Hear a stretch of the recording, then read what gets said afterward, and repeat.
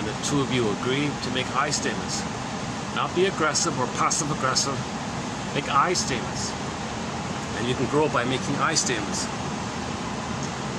Not just mimic and mirror. No, make I statements. And be aware that when somebody's triggered, they're dealing with unprocessed trauma, unmourned losses, unresolved battle, unfinished business in the past. When you're triggered. So when you're triggered, you name it. That little thing in the present brought up so much in the past, and you share that information. Old childhood fear, unmet need, felt such and such, share that information. And the other person says, that makes, I get it. Go on, you must have a very good reason for feeling what you're feeling. It from the past, coming up now by the trigger. Thank you for the empathy. Thank you for the validation. I feel a little better. Yeah, thank you. So you feel safe and you can say more. So you could be like what they call co-counseling. The couple is meant to be like co-counselors in a way. And the marriage is that agreement that we're going to be co-counselors. So you got to learn some basic how to make communication skills. Couples have to learn basic communication skills, like how to make an I statement. So instead of name calling, that's going to block communication. No, when that happened, I felt shivering inside.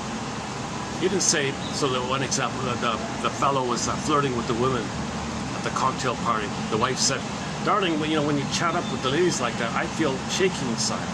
Oh, so she made an I statement. She didn't say, oh, you're making a fool of yourself. Why acting like that? What's wrong with you? So that's the blaming, that blocks communication. So you facilitate communication by making I statements. And your intimacy, your intimacy, you're sharing your I, your me. It's vulnerable.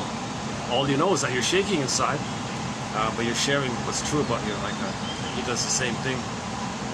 So you really want to catch yourself with the name calling and the blaming.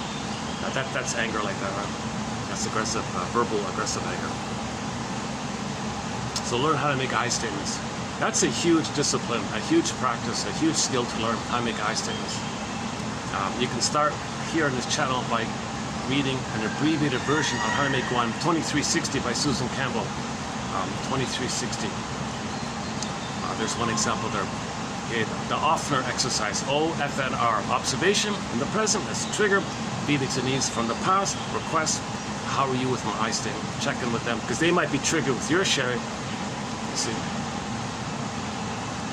Now, if the person's passive-aggressive, you know that's their final pathway, that they want to coax you to be angry, and they don't want to admit that they're angry.